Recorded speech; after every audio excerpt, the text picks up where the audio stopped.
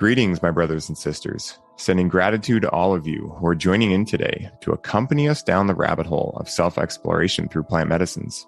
My name is Ryan Sprague, and I'm here to tell you that your frequency is now set and tuned to explore psychedelic medicines and the impact they've made among the countless psychonauts exploring the last true frontier. Buy a ticket and take the ride with me as we get true first-hand accounts of the experiences, benefits, risks, and transformations taking place within the ever-expanding world of psychedelic medicines on This One Time on Psychedelics. Within the world of psychedelics and plant medicines alike, it seems as though new information is coming out daily in the present day that is laying credence to the long-held beliefs surrounding the potential for physical, emotional, mental, and spiritual healing through these medicines.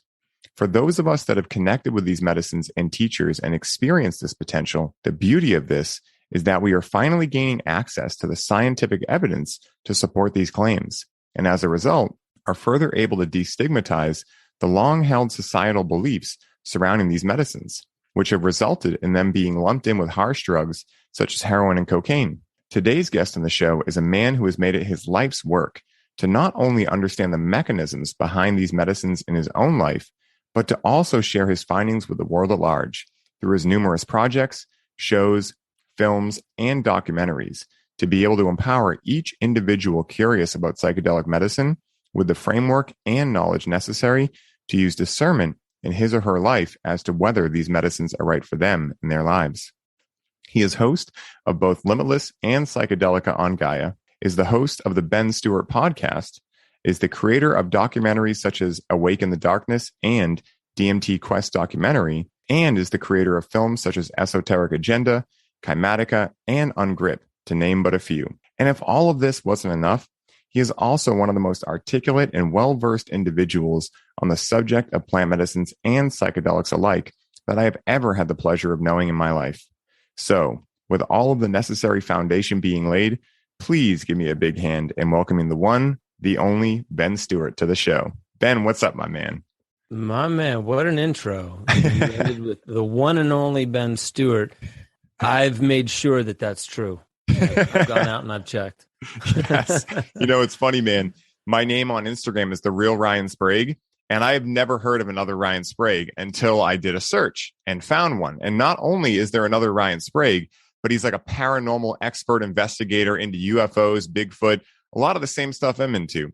So I have this funny, mind fuck I'm going to do on the show one day where I'm going to interview him and welcome Ryan Sprague onto the show. And I'm just really excited for that moment. So yeah, he brought that up. Oh man, you should set it up like a skit where you're just staring at each other like, but wait. Yeah. Are you me and I'm you? What's happening here? I think that's what's happening. Yeah. You can't get too close. If you actually touch in the flesh, you both cancel out of existence. Yeah, it's a time paradox, like a Metal Gear Solid. Yeah, exactly. Man, there's so many avenues and rabbit holes we can go down. But what I'm really interested in is, you're so well versed on a lot of different subjects, not just plant medicines and psychedelics, but what originally got you into being a seeker? Because that's really how I see you, as a seeker, someone who is curious about the unknown, the mystery, just about life, and an investigator. And that's really how I see myself. I get so curious about things and I can't stop looking into them. It's a full-blown addiction. And I'm curious how that got started for you. I think music really was the start of it. Before I really got into music, and this was like, when I really got into music, it was around 15 years old, maybe 14, because that was the first time that I'd ever tried psilocybin mushrooms. And it wasn't just being on mushrooms and listening to music. That definitely changed a big part of the way that I listened to music. But there was something that just started around that time period where music has always been my favorite part of the day, is whenever I get to listen to music, dance around. It's my favorite part of filmmaking. So as you said, I'm a documentary filmmaker. Putting soundtrack and sound design and what the ears hear is just a big part of that. But what caused me to be a seeker? I would say, I never really cared. I went to public school and I never really cared. I did just enough to get by. And then this one time on Psychedelics, I watched a film called Zeitgeist. And so Zeitgeist is this like partial conspiracy film that the way that I liked it, because I've seen conspiracy films before, but none of them ever touched me. All of them just kind of annoyed me. But this one, Peter Joseph, he focused on religion at first, and who is Christ? Why is this reoccurring theme that comes up? And then somehow seamlessly led that into 9/11, and then eventually banking, fractional reserve lending, RFID chips. It spanned the gamut of what you could talk about. But the main thing that I enjoyed was he didn't put his name in there. It wasn't all about him. He didn't have his name anywhere in the film, really. And it was really well done. It was well edited. It had a good feel to it, mainly because of great soundtrack and sound design. And I watched that and I was like, wow, it really moved me. And yes, the plant medicine helped at the time, but it really moved me. And what I noticed, and this is the moment where I turned from a pure musician into a filmmaker. Because before that, literally, I never thought of doing a film or anything. But when I saw it, what I noticed most was I have to do a film and do what he did not. He left this gap. And that's not to say that he did a partial job. He did his job because it changed my life. But what I noticed was I was like, conspiracy to me is nothing if it does not leave you with an inspired feeling of, I have so much more potential than I ever imagined. If it doesn't leave you with that, then I don't think there's a point going down the rabbit hole. I really don't, because I've seen people go down that rabbit hole and they don't know how to get out of it. So for me, it was never about shattering people's worldviews and making them paranoid. It was all about causing them to challenge some of their most deeply held and cherished belief systems, while simultaneously bringing it back to, you don't need the story of how the outer world fits together to feel safe. You need you and you alone. If you connect with that, if you resonate with that, deepen that resonance, deepen that feeling, and you'll realize that you have always been the only thing you've ever needed. But community is super important. And this is where like all my seeking has brought me, is you need to do the inner work, but that's not all. You need community, because sometimes spirituality, like conspiracy, is a rabbit hole. And you can go so deep into it that you think, oh, I need to change my language. I need to change the way I dress. I need to change everything about myself. And then your family doesn't recognize you. Your friends don't recognize you. And all of a sudden they're like, did he drink the Kool-Aid? Or, is he trying to, turn water into wine? Like what is this new you? And I noticed that, like, for me, community are like mirrors. And so if you really want to be a seeker, if you really want to open and expand your mind, those tips and tricks and, plant medicines, breath work, Tai Chi, yoga, meditation, all of this is amazing. But I think the litmus test for how well it's working is community and family, and people who will tell you not just what you want to hear, but like they'll push back when they're like, I think you're losing a little bit of the you that I've always known and love for this new identity that seems great, but it's not the you that I know. It's like you're losing a part of yourself. So to me, being a seeker, how I got into it was music, plant medicine, conspiracy. What keeps me a seeker and what keeps me a humble, grounded seeker is the community and the family that I have around me. People like yourself, like people that are on the same path. We get to have conversations like this, and, being in the public eye. If that doesn't keep me grounded, then it does the exact opposite. So I utilize what I've built as an influencer and all this to keep me grounded. And I do. I have my audience. I have clients, people coming to me and being like, dude, I love all the content that you're coming out with. Sometimes I know notice your eyes get a little buggy and your vocal register goes up a few notches. Maybe chill on the caffeine or stop watching the news. That's sometimes how it goes. Dude, that's so funny, man. And, it's really cool because we share a lot of similarities that it's not that I wouldn't have expected them, but the synchronicity is pretty funny. And so I got into playing music when I was 14. I got an electric guitar and was into metal music. And I didn't interact with plant medicines really heavily until I was around 16. It was cannabis that I first interacted with. And that started making me question everything, not in like a conspiracy way, but just like curiosity. You know, I'd watch Star Wars and be like, what if that was true? You know, and so a couple of years later, I find Zeitgeist and I watched that. I literally remember exactly where I was. I was in my bedroom in my parents' house watching it with some friends, smoking a blunt and just being like, wow, this is interesting. But I noticed the same thing as you. I walked away from that being like, nothing's real. I don't know. I don't have any lease on reality. Now, I was never really religious, or I didn't buy into a lot of these things anyway. I didn't know a lot about them. But I knew after that I didn't know anything about them. And I think that exactly what you were saying is so, you know, really articulated well, because the best thing people can do is, you know, breakdowns lead to breakthroughs. But if it's simply a breakdown, then there's really no place to find your footing. And I think that's what a lot of people went through when the pandemic happened, whatever. They're like, my world's falling apart. Well, that's great, so long as you can end up finding some new purpose, mission, whatever it is, some meaning for life. Because I think that, you know, Jamie Wheel talks about this in Recapture the Rapture, that, you know, our sense of meaning has essentially been lost once again. And now we're searching for meaning 3.0, because meaning 1.0 was institutionalized religion. Meaning 2.0 was everyone will get saved. And now there's kind of like this, what are we going to fill that in with?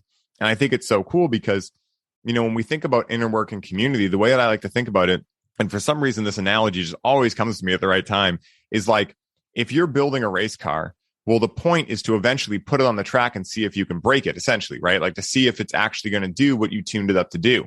And so I think of the inner work as you being in your garage, tuning your race car, and then community actually being on the track and saying, okay, what does this do?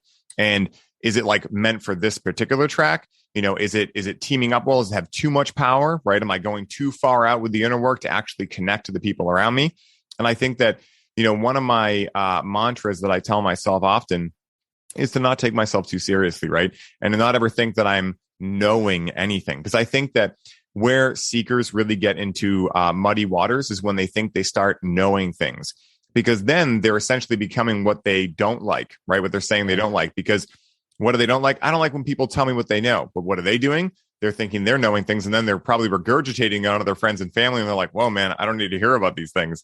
And that was a big lesson for me because, you know, when you start getting into anything, Tai Chi, breathwork, meditation, conspiracies, plant medicines, whatever it is, you find things that help you feel better. And then you naturally or I anyway, fell into the natural thing of like, if they made me feel better, they must make everyone around me feel better. So I'm going to regurgitate this onto everyone around me. And what I found was that a lot of times people just aren't interested in the same things, right? Different strokes, different folks. But if you can, you know, talking to my buddy Jason Skisick, and he had a really cool way of, you know, looking at this. He had a mentor who, if, you know, someone was like, wow, you know, Ben, what are you doing? You know, he would say, oh, I read a good book once. And if they asked what book, then he would know, okay, they're really interested. I can actually start telling them this and it'll be, you know, reciprocated in a positive way. Otherwise, they're just wasting energy giving it to them. And they're just like, I don't want any of this. And I think that's really cool. And, you know, I think that the people around us do act as mirrors, right? Like they act as this mirror to ask ourselves like, okay, what I've heard about relationships that really reigns true for me is relationships are a relational ship that allows you to project onto one another with the unconscious intention of healing one another. But if you're not aware of that, it can just be victim mentality. Oh, he or she, you know, projection, all of these things. And I think that when you start understanding like, okay, if I see something, if I'm pointing one finger, there's probably three pointing back at me. And I think that's the ultimate lesson that community is so powerful for. And that's why I say, yeah, you can meditate, you can do all these things, but make sure you go talk to other people, because you're really going to find out if all the stuff you're doing is quote unquote working. If you can be around, say, your family, as Ram Dass said, right? If you think you're enlightened, go spend a week with your family. So it's really interesting you brought that up. Yeah, man. You know, like after an ayahuasca ceremony, as well as many other kinds of ceremonies, it's even more of like a modern addition to these types of ceremonies that I really appreciate is the sharing circle. And what's interesting is I've done many, many ceremonies, and after each ceremony, there's always a sharing circle. And I find that that's actually my favorite moment, is to actually notice that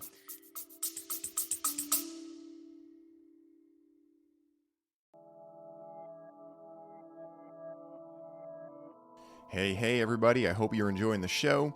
I wanted to take a quick moment to let you all know that the doors are officially open for the Conscious Cannabis Collective. And as such, this is the last week you can sign up and receive all of the bonuses we're currently including. This is the last time I will be personally onboarding those of you who sign up with a complimentary one-on-one session, and you'll have the ability to get the Grow with Cannabis course for free during this limited time. For more info on how you can take advantage of this offer, head down to the show notes for this episode and secure your spot today, as we only have so many spots left and they are filling up quickly. Now back to the show.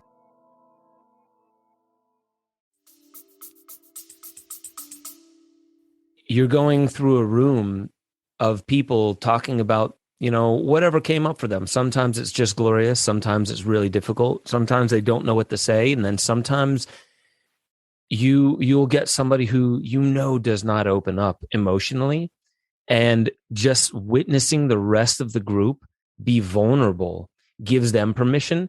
And then there's just a signature to it. The person who opens up, who normally doesn't, usually says something straight to the point that they haven't allowed themselves to say out loud in front of people before. And you feel that charge. It's a signature. It's like a frequency. Then you feel it and you're like, this is healing. Just talking to people openly, really being honest with it, and being just really more or less honest about your internal process, so it doesn't become a projection onto other people that they need to defend against. Mm-hmm. And so, to me, I think one of the greatest things that I've learned from doing ayahuasca is actually how to communicate and keep it focused on you. And I noticed that when you do that, and you don't, even if you're not projecting out onto the people in the group, if you're projecting onto my wife does this, or, my kids do this and everything, if you're just griping about anybody other than yourself, and even when you gripe about yourself, people might step in.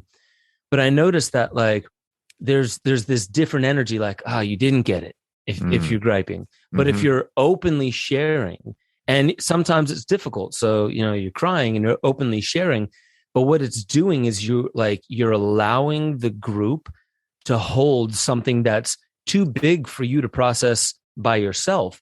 And just by sharing that, man, it is powerful. And so I really feel that what psychedelics, what breath work, what meditation, like you were saying, what all these things are really good for is it's like a precursor to really allowing it to come out, what's been trapped inside you. And I feel that, this is why integration is so important, and keeping up with it, because it's very easy once you get home to just hop back into your old patterns, and every once in a while think about it.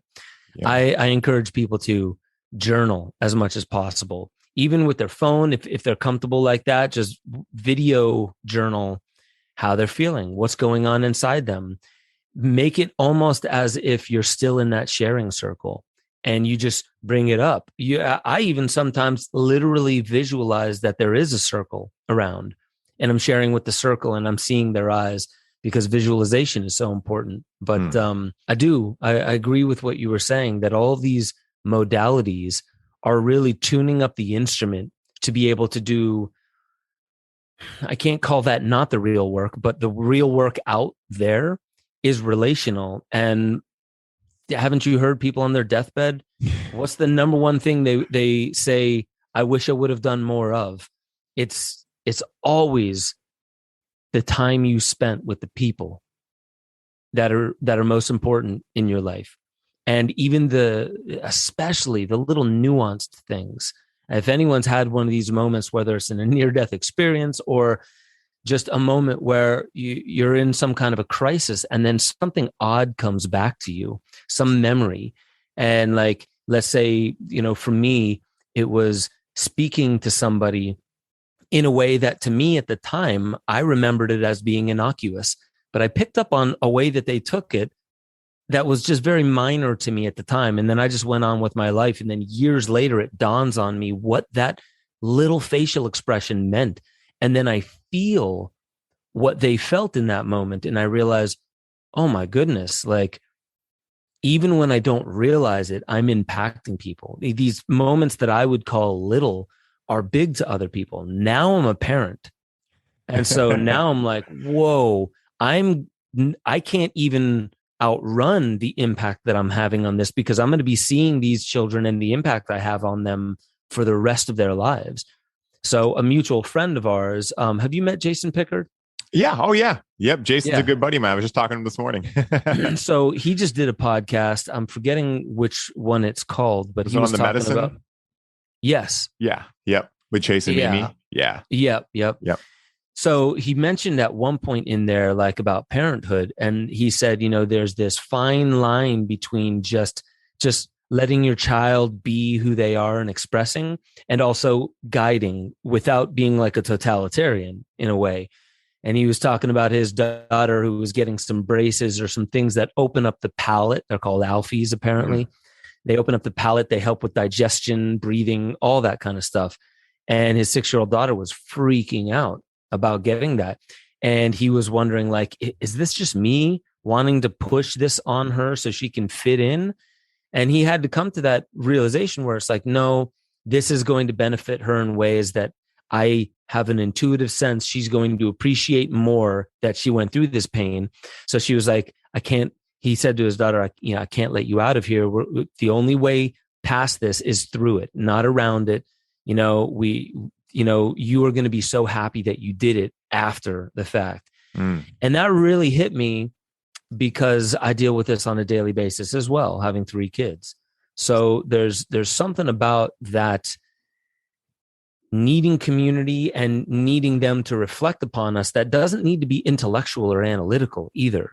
You can just see your impact on a child's face and be like, oh, that hit deeper than any words could. So like, this is a powerful thing that even psychedelics help me open up to, because as I've done plant medicines in almost every continent, almost every single time parenthood comes up, and like a little moment will come to me and it's just like, Ben, do you notice this is a pattern in the way that you talk, or how impatient you get when everyone's yelling?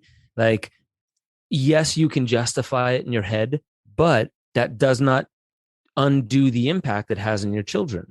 So it's like this idea where, like, somebody wants the world to change. We're always trying to change the world. And then the wise man comes to realize when you change yourself, you are changing the world.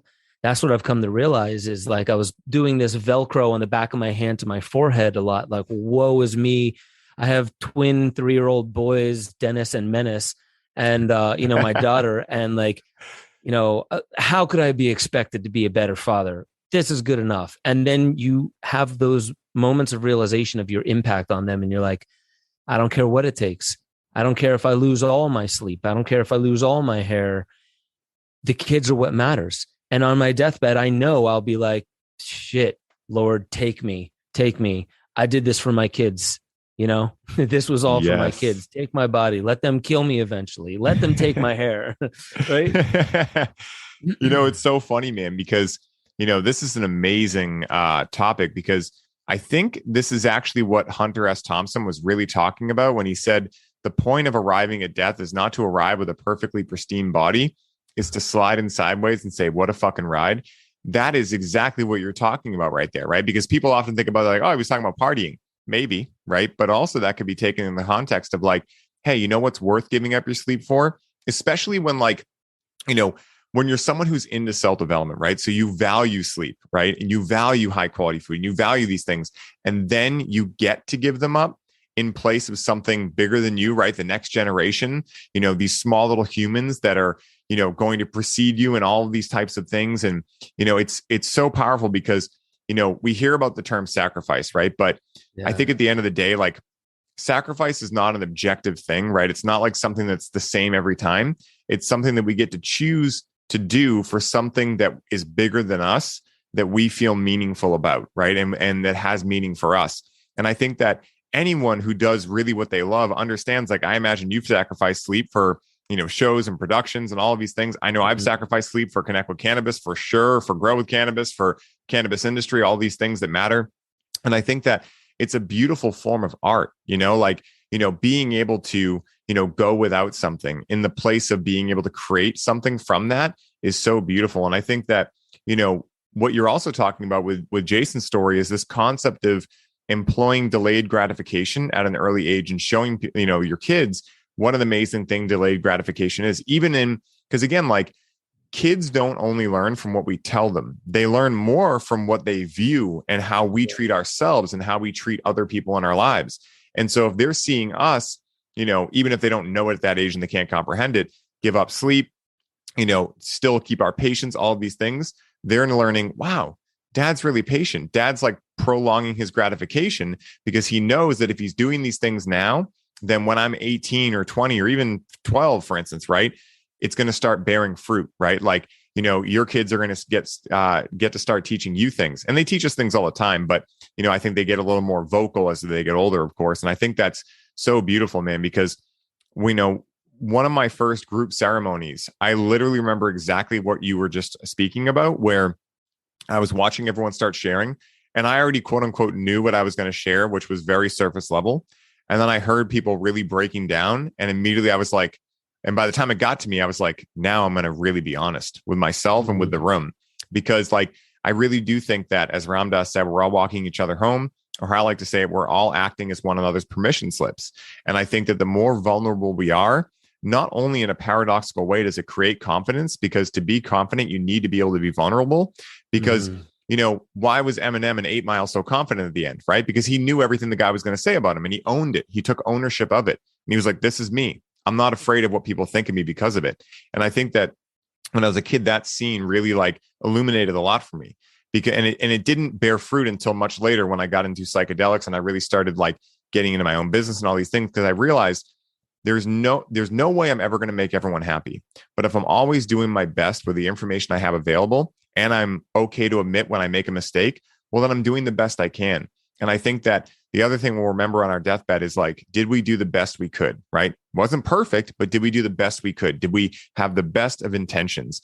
And I think that our children, the people around us, they witness those things. And that, I think, is one of the biggest impacts we can make, is that, when people look back, it might take them many years, right? I know, I'm 31 now, and I realize a lot of the things my parents did that maybe at the time I thought were mean or any of these things, I'm like, hey, they were doing the best they could with the information they had. And I think that's so powerful, man.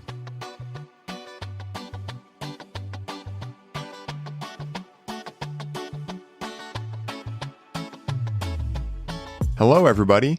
I hope you are all enjoying the show. I wanted to stop by and fill you in on our brand new, completely free to join Facebook community called the Highly Optimized Ceremony Circle. I imagine many of you are aware of the newest creation within Highly Optimized, which is the Connect with Cannabis program.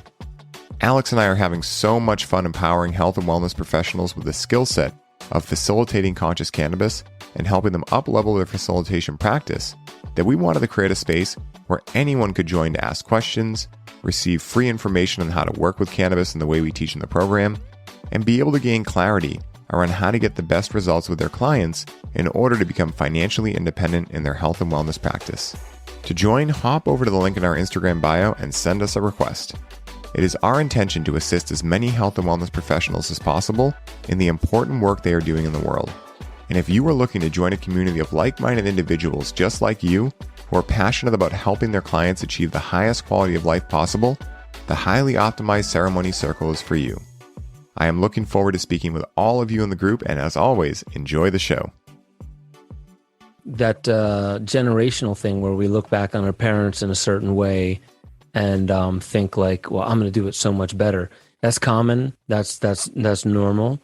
And I appreciate that, as long as it doesn't come purely from the standpoint that they did it wrong. I noticed with my parents, man, that like the more I meet other people and I see the upbringing they had, the more I realize, man, my parents were saints. And it's a different time period. I was just talking with somebody earlier today about how colloquially in social realms, especially social media, we do a lot of judging this country, judging our past, judging anything from the past through a modern lens.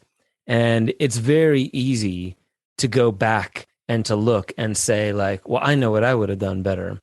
And in a sense, I've seen so many people allow that idea of like being perfect keep them from truly expressing themselves. So my brother, he's the one who got me into music. He's the one who got me into film. And I likely would not have picked those things up, at least not at those times, without him. The difference between he and I is I raced to complete and publish, and he took his time and was not really interested in getting it out there in front of the public eye. And so for me, I took all these things and I just raced into it.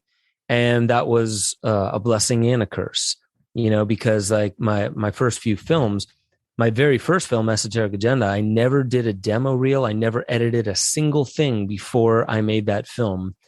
And it got millions and millions of views. It was right place, right time. And that was a blessing because, damn, I didn't need to go through like the hard steps that a lot of other people do. When I got to Gaia.com, there were people there that were at least $100,000 in school debt to get to that point. And they're working under me who never spent a dollar. I just hopped into it. Now that's like, there's the blessing. The curse is that, just as an example, as I was there at Gaia, it was very humbling because here I am being the producer and I'm asking people under me, how do you do that? What's the quick command for that thing? Like, how do I get it to this, page? And, what does this word mean? You know what I mean? Like, like ingesting assets. I'm like, I think I know what that means, but like, what does it look like? What does the process look like? That was the humbling part of it. And there's something so beautiful that you were just saying about, courage and strength really comes from vulnerability and owning it. How cringeworthy is it when you can tell somebody is uncomfortable, but they won't admit it? When you can tell somebody is embarrassed or whatever it might be, but won't admit it. Like, that's like, yeah, we all know, but now it feels like we all have to pretend that you didn't just do that, right? But yes. When you own it, like, a couple of times I was the singer of a band, I'd fall over on stage. I'd trip over a cable or something like that. And I tried a couple times to like play it off. Even you just stumble and then you do another stumble to make it look like you're just, and then you're like, that was so dumb. Don't do that. Don't ever do that again. And then I've had it where I've fallen over and I just took my sweet ass time, finished the entire verse laying on my back. And afterwards, people were like, dude, you were so in it, man. I felt it. And, it's just like, they didn't mention a thing about the fall. They were talking about the authenticity of the moment. And I think that's a really good, thing just to understand about life, whether we're talking about plant medicines or trying to, climb the career ladder or whatever else it is. We have all these ideas of like, I'm going to do it better than my parents did, and I'm going to do it better than all of them. And we like being the perfectionist. And we forget sometimes that, as we were saying, on your deathbed, the priority for everybody was not, fuck, I wish I would have finished that paper in college. You know what I mean? It's never that. It's like, I wish I would have had more presence with my loved ones and spent more time and been present with them. So with that, perfect that without a perfectionist attitude, but perfect that where it's like, how do those relationships grow? Well, they don't grow by pretending you're perfect. They don't grow by trying to play off your mistakes as if somebody else made the mistake. People love authenticity. They love it when you own your mistake because, as you were saying, permission, that gives them permission to not have to stress out and take themselves so seriously. It's like, oh shit, you can laugh at yourself. Thank God. Thank God. Because I need an example of that.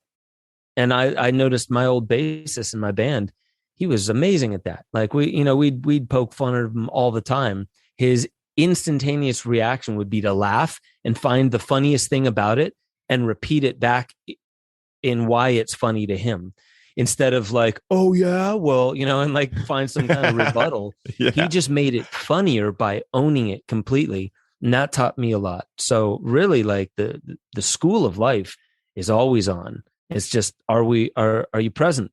School bell Yes. rang when you were born. Are you present? It's funny you bring that up because as a musician, I'm sure you'll, understand this, right? Like, it's always when you get a brand new instrument that you're nervous about it because it's perfect, right? But the second you get one ding on it, you're like, all right, cool. Now I can bring it to any show. I'm not worried about it, right? And I think it was Dimebag Darrell who was talking about like, I always just smash my guitar or something the second I get it. That way I'm not worried about it, anymore. And I remember watching the Pantera home videos when I was a kid and really resonating with that. And I ended up purchasing one of the Dean MLs. It was a custom shop thing that Funky Monkey Music had brought out. And I remember that when I played my first show, it got a ding in it. And, at first I was like, no, but after that, I wasn't worried about it. Now I can rip it out. I can play it. It's so much fun. And I think that, our quote unquote mistakes or quote unquote flaws are what allow us to be unique and what allow us to have mojo, right? Like I remember watching Austin Powers when he lost his mojo, right? And like a lot of what he does is actually very similar to what we're talking about, right? Like he owns all of his stuff and that's why he's so funny. And apparently in the movie, that's why girls flock to him and all these things, right? Because people like people that are calm and stable, right? They know who they are so much that they can poke fun at themselves and be like, if you think that was embarrassing, think about this story, right? And I think that it does free us so much. And I think that we're living in such a cool time right now because I think if any time has the potential for this authenticity movement, if you will, it's where we're at right now, because I think that it got to a head around 2012, 2013, where people were, renting fake Lamborghinis to pose on and, the whole like, network marketing and all that stuff that was just so cringy. Right.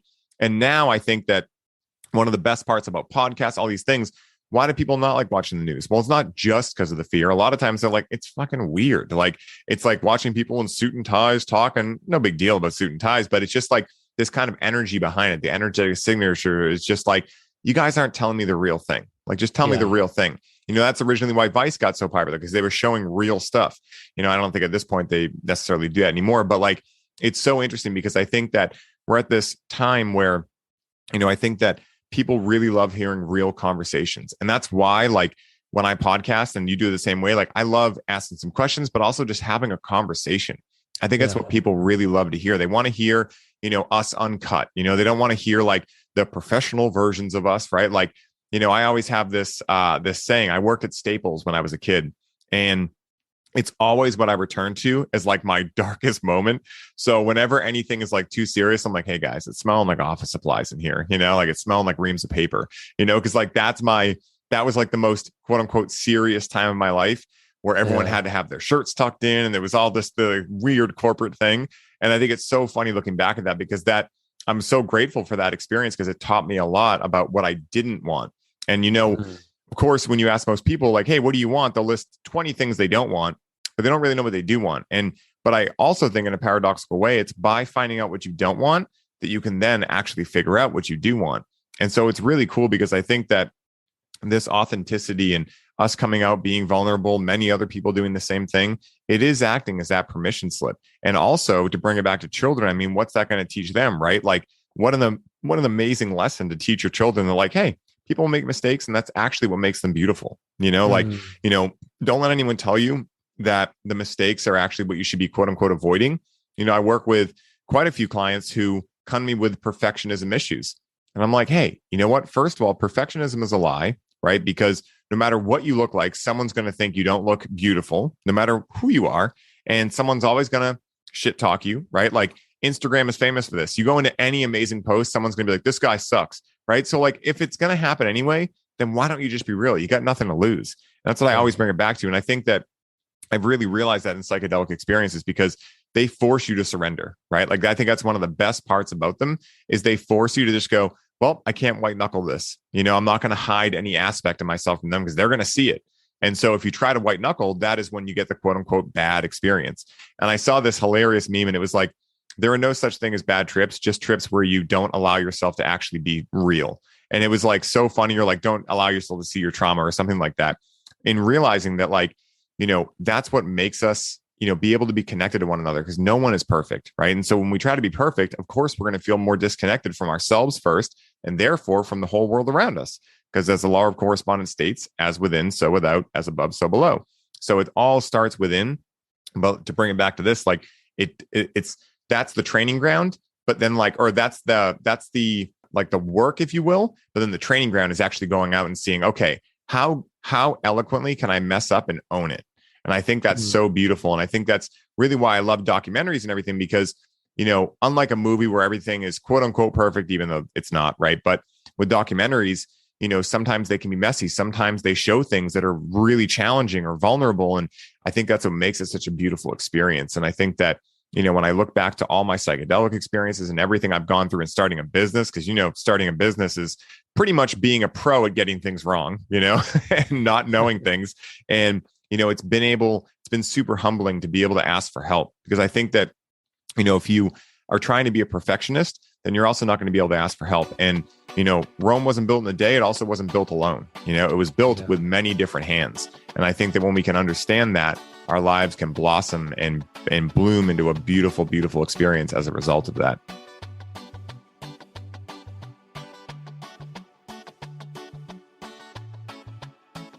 What is up, everybody? I hope you are all enjoying the show. And I wanted to stop by real quick and share a little bit about our latest podcast sponsor, Freedom Builders. Now, Freedom Builders are a team of graphic designers, website creators, videographers, social media marketing experts, and coaches that build out your custom online business from A to Z. This is a done-for-you service, which means they do the work for you while you get to put your focus back on what you love most, which is coaching your clients and bringing in sales. Now, as a former online fitness coach, Mike knows where your struggle points are and exactly how to help you overcome them. This is why he created Freedom Builders, so that you can scale your business while protecting your time and your energy.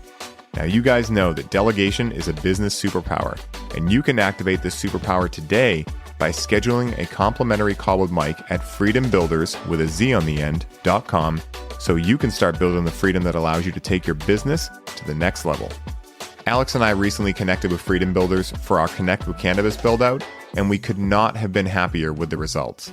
With Mike and his team, they were able to go through an outline and create a personalized program for our experience, develop our brand identity, build and design a custom branded webpage, professionally edit our program video content, custom design all of our slide presentations, automate our email marketing sequences, create a seamless payment system for our offer, design unique infographics for our social media content, and guide us through our proven launch blueprint to generate organic leads through our social media.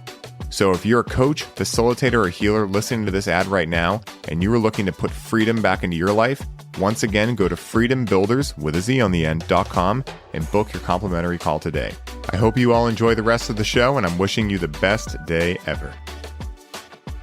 On the topic of like psychedelics and also formal jobs, what's interesting about psychedelics for me is really, who is it? Stephen Kotler said, like, we live in a monophasic society when shamanic societies were polyphasic. What that means is we have one phase, and that's the sober state of reality. For the most part, that's the waking state, the got to get shit done state. And polyphasic is finding deeper value in straying from baseline. Baseline is that sober, I got to get shit done. I have a thing to do with my life, and it's hard to escape with this economic society. And I'm sure it's always been hard to escape. You know, we might think, well, shit, I want to go back, you know, to the old days. And it's just like, do you really? No AC, bugs, you know, like you could be living in a worse kind of society, worse stuff going on. And again, it's all in the eye of the beholder. But to stay on point, I feel like when we're talking about psychedelics and the beauty that can come from psychedelics, really what it's doing is it's just loosening up the grip that you have on the most solid, rigid behavior patterns and psychological and thought patterns that you didn't even know were actually in your control, that they actually are things you can choose against or you can surrender to an alternative way. Sometimes it's just like the only thing you have to do is check in with your breathing. It's like, oh yeah, I'm holding my breath and I'm tightening right here, and like always wondering why there's a problem that it always radiating from this area.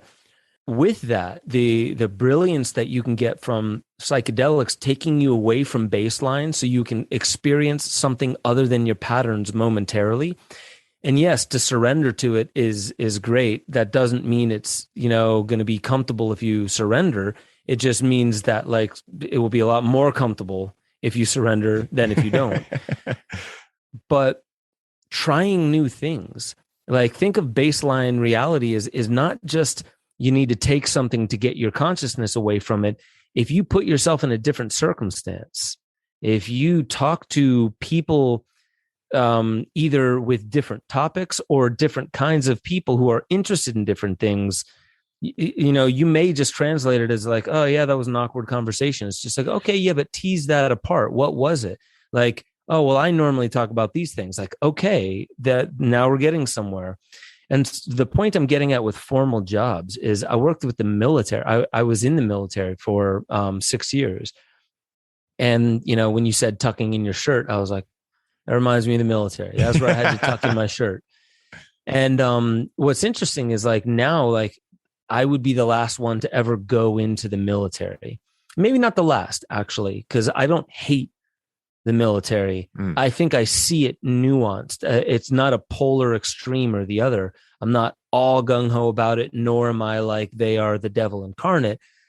But what I noticed in the military was like, for all the things that the military stands for, represents, and does on a continual basis in other countries primarily, is, it's stuff that would cause me to run as far away as possible.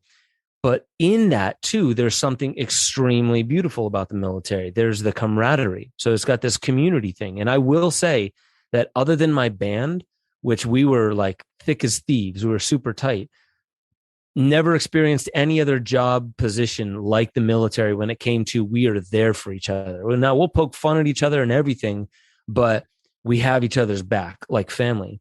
And also their organization, their attention to detail, their execution. Like you come up with a plan, you put it into, the way that plan goes into a sequence, and then you execute. And you have ways to keep you on point. Like I learned so much from that. But if I would have just gone into my head and said like, oh, that's not me. It's like, I think I know who I am now all of a sudden. Yeah. Like, I'm an expert on me. And that's the funniest thing, is when people say they're an expert on something. I get that when it's like, oh, I know how to put like, I know how to restore that carburetor or fix that thing. It's just like, yeah, there's certain things you can just about certainly know. But the most nebulous thing is, why am I having the experience of life at all? Why am I having it from this meat suit? Why is this my point of reference?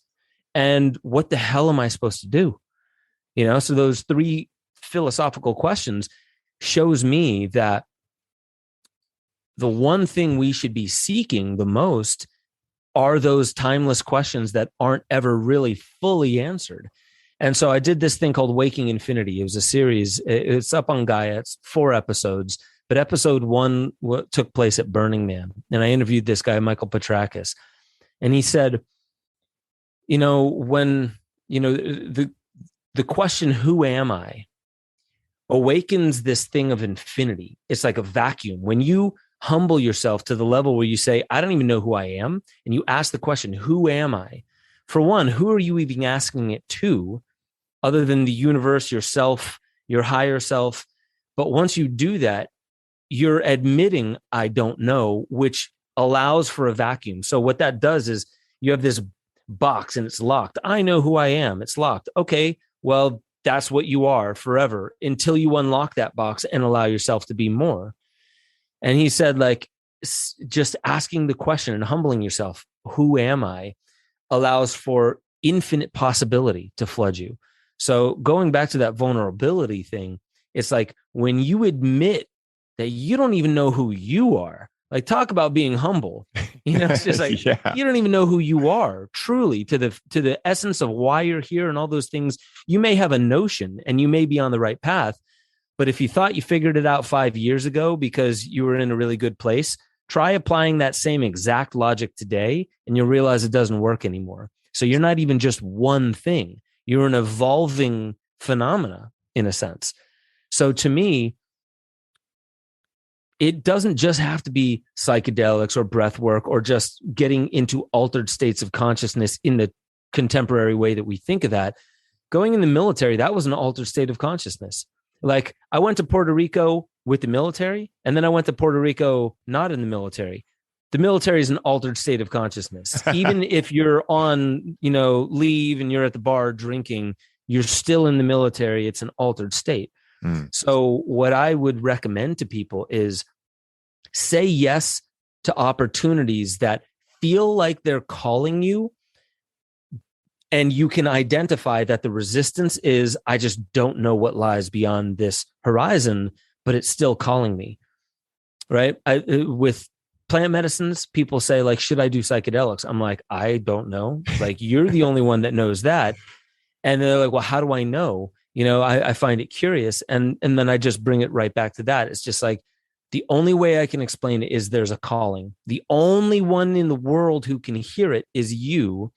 And the only one who can decipher whether it's a real calling from like, whoa, this feels scary, but I know I need to try it, even though I'm scared out of my mind. And the give me whatever it is, I'll take it. I'll take it all. You know what I mean? This desperation to change your state because you're running from your baseline state.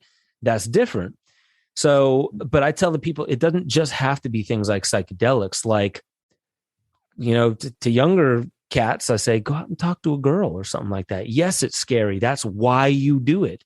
Or vice versa, whatever. Like, go ask that, go ask your boss questions that they wouldn't have expected out of you, but like life advice that have, like, surprise people. And you'll realize that cracking open the rigidity of the formalities of the way we communicate with one another, it really puts a different element in the room. It's like a living being in the room. And you come to realize that, like, oh, I just impressed my boss by just asking him, what were your hiccups on the way to getting to where you're at?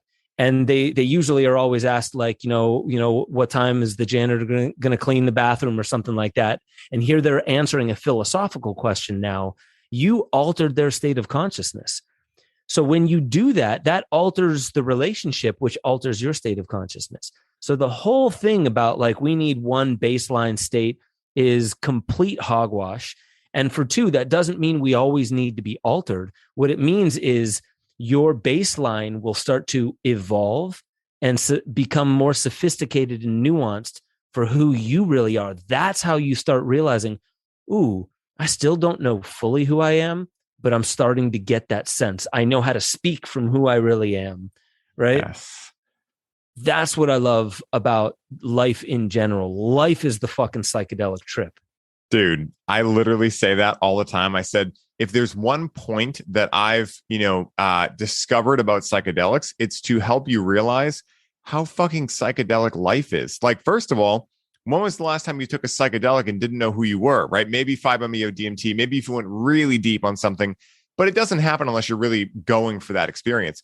But yet you can wake up every single day in your normal reality and go, I have no idea who I am. And there's beauty in that, because if you know that ultimately you're never really going to know fully who you are, fully why you're here. You can make predictions, you can tune into intuition, you can turn into these things, but that is the mystery of life. That is the real gem, right? Because I always tell not a people, destination. Exactly. It's the journey. And I always say, like, did you open your Christmas presents before Christmas morning, or did you wait until Christmas morning? And some people tell me, well, I did it once and then Christmas morning sucked. And I go, yeah, and you probably never did it again, right? There's a reason that everyone that talks about that says, oh, I did it that one year and it was terrible, right? So this is the idea, is that a lot of people think that they need to know things, right? But it's actually in the unlearning and the realizing of how much you don't know and will never know that is so liberating.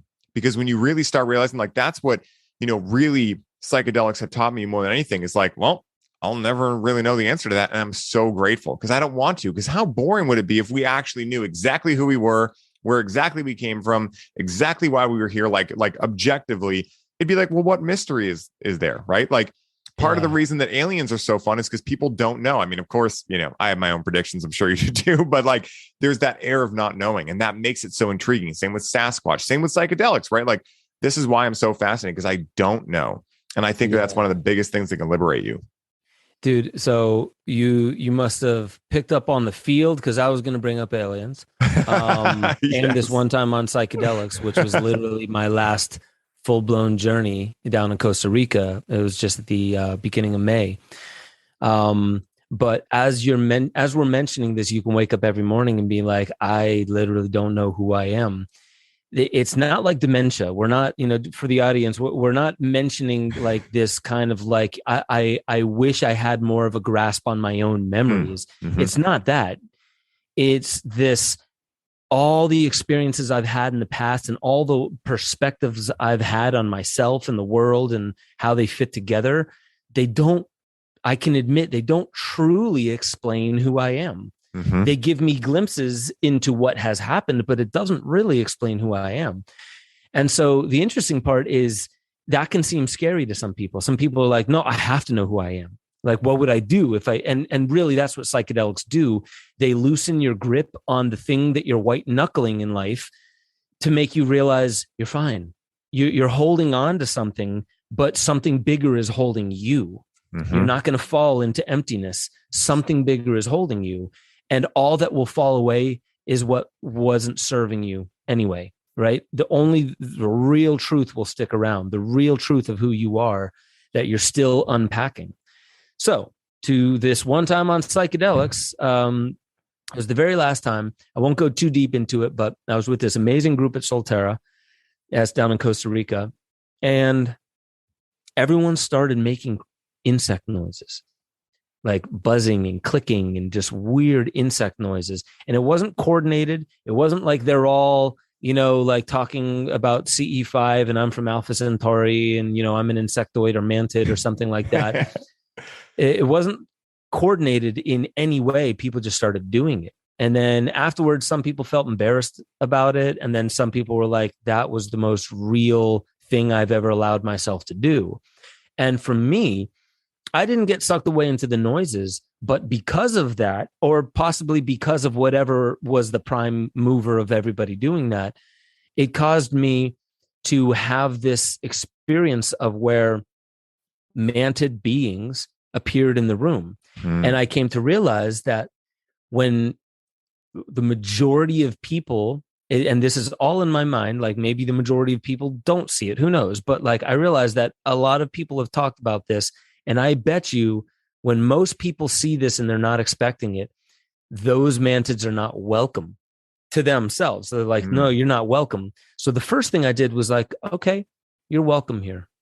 And it changed the energy of where I was at and also their perception of me. And then one sat next to me cross-legged and handed me a cricket, would not start speaking without handing me a cricket. And it looked at me and it had this like desperation in it. And so I just asked, I'm like, you want to tell me something? And they said, we want to know something. And I said, well, what do you want to know? And they said, everything. And I said, like, okay, how, like, what do you know? And they're like, well, no, that's what it was. They said like, it brought it to like, they said, we know everything. And I said, oh, that's interesting. And it's like, why are you so desperate? Because I saw that desperation in their eyes. And they said, because there's no meaning. Like, we know everything and to what end? There's no purpose to this. And I said, are you convinced or are you intrigued? And it shut up. All the clicking, everyone stopped making noise. Like when I thought that in my head, like, are you convinced? And I didn't even say what, like, everything. Are you convinced? Or are you intrigued? Or none of it has meaning. But when I said that, it put it into the realm of choice. Are you convinced or are you intrigued? Because if you're convinced, go back to that box, just lock the box. You're convinced. I know so many people that are like, I am convinced this is the way the world works. And I'm like, I'm so sorry for you. Yeah. I don't really say that. Yeah. But in many ways, I'm just like, when you're intrigued or inspired, it's like, ooh, I can work with this. Or like, there's something that calls me into it. There's a relationship. There's an engagement, a flow. When you're convinced, it's like stagnation. It's like, put that box and start building a tower with all these boxes of things that I know. And so you just made me, when you mentioned the aliens thing, I never have experiences like that, but this was one of those one times where everyone was having that experience. And then all of a sudden I started speaking to the mantids. And the coolest moment was, like at first I was like, whoa, like these are creatures and they seem, legit, like they know, they have all this knowledge. And I stumped them with a pure choice. Like, yeah, you could be that way. I could sense you're convinced, aren't you? You could be intrigued. And all you got to do is like, do I really know what I know? Just call it into question. Now, everything in conspiracy, everything in psychedelics, everything in, like you think life works this way, and then you meet somebody that doesn't operate that way and it destroys your paradigm. And you're like, what the fuck? Nothing makes sense anymore. Like it will, this will start coming to make more sense. But it's like in cymatics, sound introduced to matter makes the matter form into geometric patterns. But then once you raise the frequency, it turns into a higher pattern. But it doesn't just morph into that pattern. It has to go through this period of chaos. Everything has to disintegrate. I almost think that the world is kind of going through that in its own sense, challenging their most cherished and held beliefs, and other people are defending their most cherished beliefs.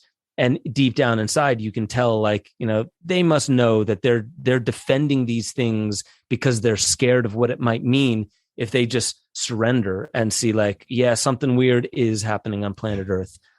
But to the grand point of it, when you wake up in the morning, you don't have to be scared or like, oh shit, I have to know who I am. But when you wake up in the morning and say, I don't know who I am, first thing that can come to your mind is, I get to invent that. I'm an artist. I get to reinvent myself every single day. Every morning is a canvas that has many parameters exactly like yesterday and the day before. But every time I wake up, I have this blank canvas, and I can be a better father. I can relax into the nuances, not race so much. I can, not take myself so seriously. I can start imposing, or I should say, applying some of these wise things that we've learned and picked up along the way, and stop just letting them dangle like bling bling on your toolkit, but start employing them. They're not just there so you can whip it out in a conversation and sound smart. It really is for you to apply it. Yes, dude, what an amazing story. And, someday we have to go to Solterra together, because I hope to see the mantids. That sounds extremely interesting. And, it's funny because, one of my favorite scenes from Home Alone is when Kevin's like, I made my family disappear. I made my family disappear. Right. So like, that's the whole idea of like, I don't know anything, like crisis.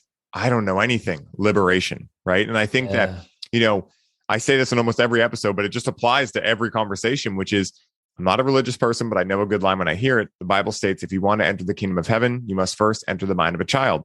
I think exactly what we're talking about throughout this whole conversation is regressing from adult into a child's mind while still having the ability to go buy organic food and drive cars and do all the fun stuff we do. And I think that, what we lost a lot in indigenous cultures was that they would essentially teach you first how to become a man, and then essentially how to become a child again within a man's body, right? Or women, same thing. But, I think it's so powerful to realize that to the degree that you think you have life figured out is the degree to which you're going to lose the magic within life. And I think this is, again, what psychedelics are so powerful for, because they will give you the direct experience that you do not actually know what you know. And I think that this is where, if people aren't prepared for that, they can have a very big challenge, because it can be this crisis moment because they really believed that. But I think if you're someone who is already starting to catch the breadcrumb trail and thread that's kind of like, something's off here, right? I think in those kind of people, psychedelics are more than likely going to be something that, again, considering dose and everything like that, going to be able to be handled a little bit better, because they're already aware that maybe things aren't the way that they seem. And so when they do psychedelics, those are the people I find that are more liberated. The people that are the control freaks, it's not that they're always going to have a crisis, but they might have that initial crisis moment. And that's where I say, like, hey, having a facilitator or things like that, especially if you're someone like that and you still want to interact with psychedelics, that's definitely when I would say, do not do it without a shaman. Of course, I've done psychedelics on my own because I've always been someone who's questioned things. And it's actually such a liberating thing. Every time I do psychedelics, even the really challenging ones where like maybe I was white knuckling something I didn't expect to be white knuckling, there's always that pattern interrupt of like the cosmic giggle of realizing like, oh, taking myself too seriously again. And then it's like, I mean, I remember this one experience where I did a strong mushroom tea and I was laughing at some show we were watching. And this is my younger years when I would watch shows when I did psychedelics, but I was laughing so hard that it triggered a visceral response that I was choking. And then immediately I watched my mind run with like, you ate mold, you're dying, you need to call 911. And I was like, no, I'm not doing that. And I went to go puke up the tea. Of course, it was already fully into me. And I paced around my bathroom for a good 5 minutes, like literally thinking I was going to die, crisis mode. And then I realized I just had this one thought, wait a minute, wouldn't my throat have already closed up? And then literally the entity of mushrooms started laughing at me so hard. And they were like, man, we had to check you. You know, like you were getting in some deep waters, and luckily you were in the right setting where like you could have this happen and it's not going to be a catastrophe. But after that, it humbled me so much. And now every time I do psychedelics, I realize like, hey, I don't have this all figured out either. Like, even though I think that like, oh, I'm fine with psychedelics, right? Like I'm easy to let go. I'm good at surrendering. Well, to what I've surrendered to already, maybe, but maybe there's that one thing that's still in there, right? Or maybe many things. And I think that that's where you can be humbled against a power that is so great with psychedelics. And, you know, it's so powerful, man, because the more I talk about these experiences, the more that I re-enter that psychedelic state, like you were saying, right? Like just being able to get into a conversation with someone who doesn't agree on what you say, right? Like, I think this is where a lot of people right now are finding this discomfort. I mean, there's many places, but I think it's one of the main things is that people are trying to prove each other wrong and say they're right and this other person's wrong, when in reality, they're all just stuck in the duality of the mind. Which, you know, the reason, the argument, if we will, for meditation, for breath work, for psychedelics, if that, you know, if you discern that's right for you, is to liberate yourself and have the experience of losing your mind. You know, people ask me like, what happens if I lose my mind? I'm like, you succeeded, you know, like, I mean, like not in the sense of like psychosis or schizophrenia or something like that, but the process of relinquishing the mind and putting it back into the passenger seat where it belongs and allowing your soul, your spirit, you know, whatever you want to say, and call it, you know, to enter the driver's seat and be able to view the mind and go, okay, that's what that thing's doing. Do I want to run with that or no? And just having that separation of, you know, essentially church and state, right? Like essentially having that separation allows you to have this experience where then you can go back into your daily life. And if you do choose to integrate that, life can become a psychedelic experience. And I think that's exactly what we're talking about, is that after a while, you know, I still love psychedelics. I still interact with them, but I don't have to as much these days because my life is so fucking fun because I'm in the mind of a child most days. I still fulfill my responsibilities. I still show up on time and do things in business and whatnot. But I love my life so much that like now I really only dive into psychedelics when I have a curiosity that I can't figure out with the level of thinking that maybe created the challenge.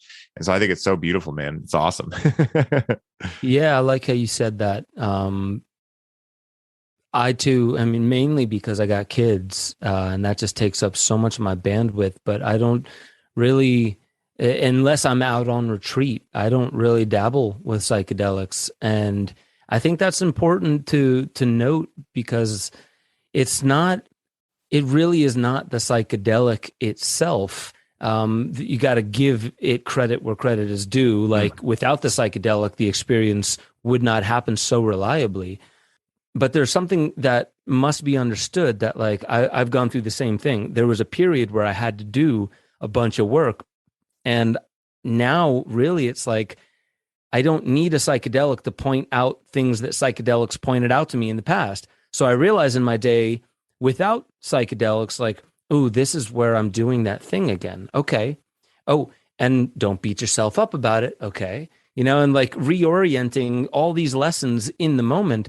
It takes time, but eventually you come to realize that you don't need the tools that opened you up to seeing that this transformation is possible. You, like I said in the beginning, you are always and only what you've ever needed, except for the fact that it's actually beautiful that we come in confused in a world that's kind of like mired in darkness and confusion. And it's beautiful for the main fact that like we have all these ideas of how the world should be, and absolutely no confirmation that any of that is correct.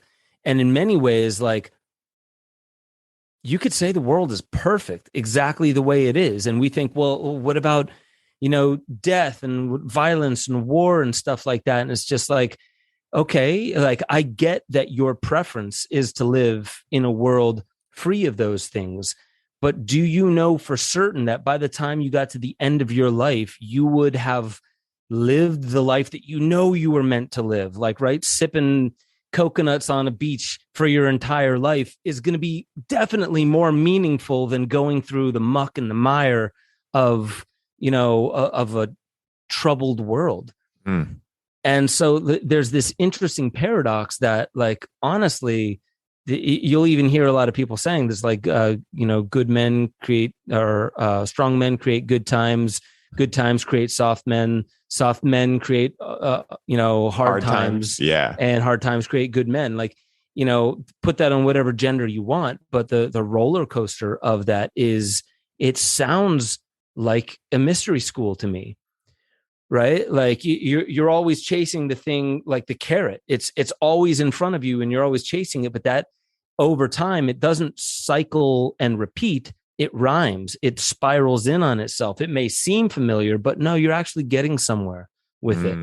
So there's just something beautiful to surrendering to the world as it is. And then you come to realize that, like, oh, you know what? What am I going to do about all this stuff that I see on the news? Click off. Go a couple days. Really? Was that all I needed to do the entire time, was just stop watching the news? Seriously, my life feels that much better. And I feel like I don't even want to engage with those conversations. And then you see the conversations from the outside and you're like, oh, it's just emotionally violated people yelling at emotionally violated people. The content is secondary. It's the emotional violation that's screaming at one another. So that's what psychedelics have showed me a lot, is like, psychologically, if you're on social media watching it because you think you need to save the world by looking at all the bad stuff, you are what you eat. You are what you process. And like there is no way around it. Like, you will just become a product of the things that you consume the most. And that's why you need to get good people in your life. And then those people need to be honest and open and sharing with you.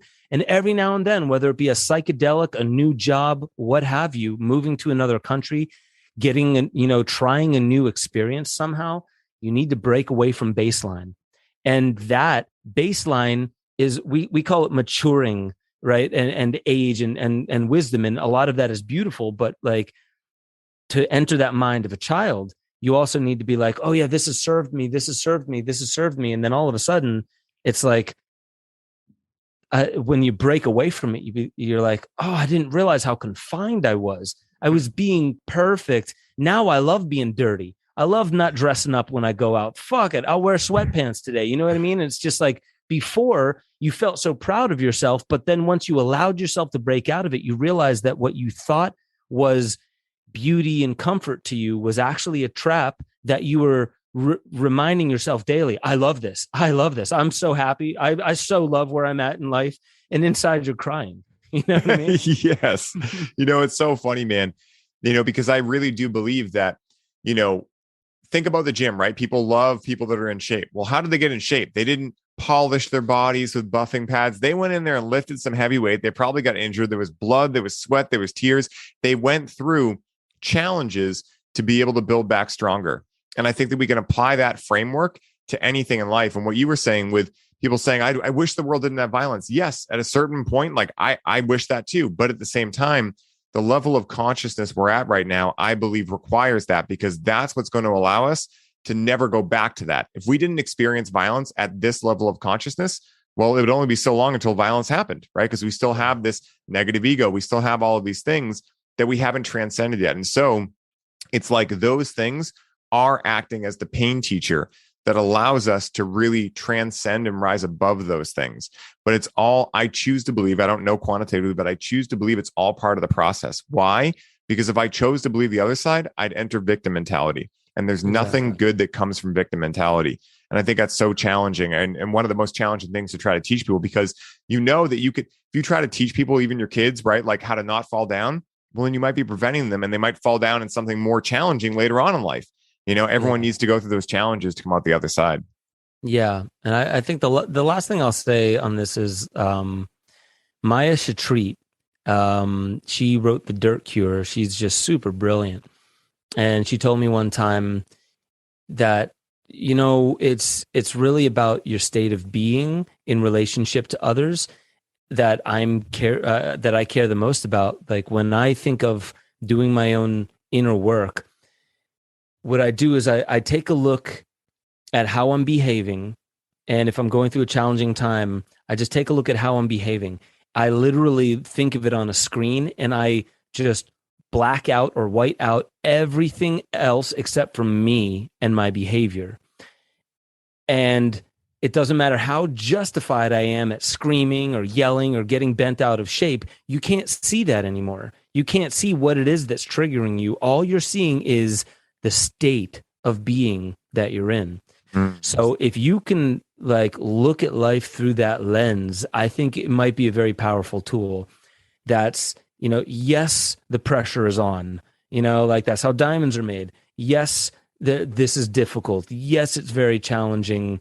Does that give you full permission in behaving however you want, stepping out of grace and projecting it on to something that you can't even see anymore in this analogy? And that really just got me. It's just like, whoa, it's what you do with your body and your voice. It's your movements, it's your behaviors, your facial expressions, and the choices that you make with this beautiful instrument that is still a mystery to us. So at the end of the day, if you don't have composure and grace, it doesn't matter what the circumstance is. I think on your deathbed or whatever reckoning there may be at the end of life, all you'll really notice is where you could have stepped up more, where you could have stepped into grace more, where you could have held your composure in a moment where, yes, it was hard, but those are the moments that need it the most. And I think that's one of my biggest lessons. Those are what make you or break you, right? And no one's going to come save the day for you. It's up to you. And to see those things as opportunities rather than challenges, where language really comes into play. But I think that's so powerful, man. And Ben, this has been incredible, man. I can't believe we've already gone through an hour. It's fucking amazing. I can't wait to have you back on for round 2. Where can people find you? Where can they connect with you? Where can they find the shows, the documentaries? Tell the people where they can find you at. Beautiful. Yeah. benjosephstewart.com. And that's STEWART.com. You go to benjosephstewart.com. You'll find all of my content except for the stuff that lives on Gaia. And so I've done documentary films. I've done series. I also do Waking Infinity every Monday on YouTube. So you can go to youtube.com/benjosephstewart. It's pretty much the same thing for all socials, Twitter, Instagram. I'm on, what is it? BitChute, not Rockfin, but Rumble. There's a bunch of the other ones you can find me on, a lot of the alternative ones, minds.com. But go to benjosephstewart.com. That's the easiest place to find me. Beautiful, man. And I got one last question for you, Ben, and that is this. Say someone listened to this conversation and they're extremely excited to look into psychedelics in their own life. What is the one piece of advice that Ben Joseph Stewart would suggest to them to allow them to properly use discernment in choosing whether these medicines are right for them in their lives?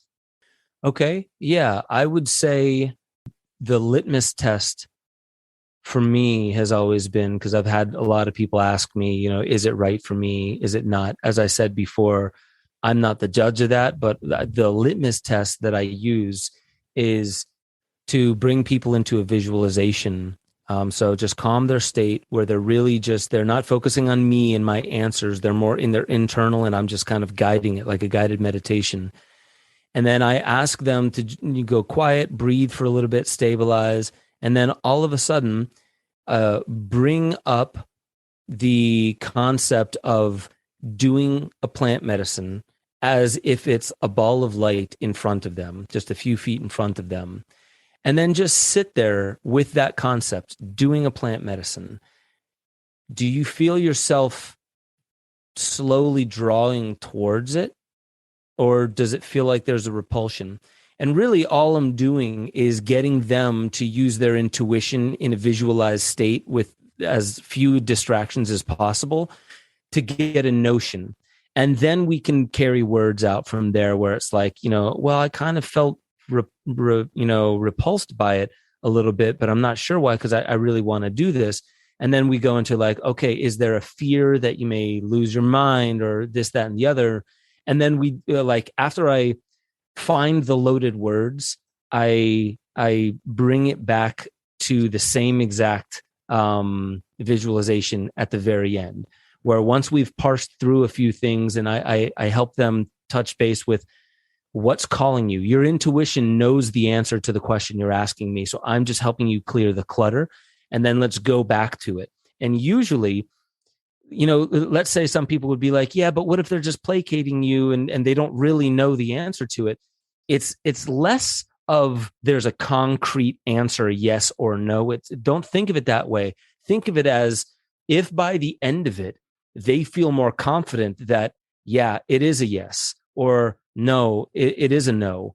That is the reality. That simply is it. Because if they're kind of wishy-washy and then all of a sudden by the end of it, they're like, no, I'm really being drawn towards it.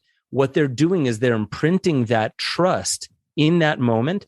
That's the trust. That's the feeling state they're going to bring to the plant medicine when they do it. And when they do it, it's not going to be like, oh, fuck that Ben Stewart. I can't believe he made me do this. No, they're going to be, I remember that I said yes.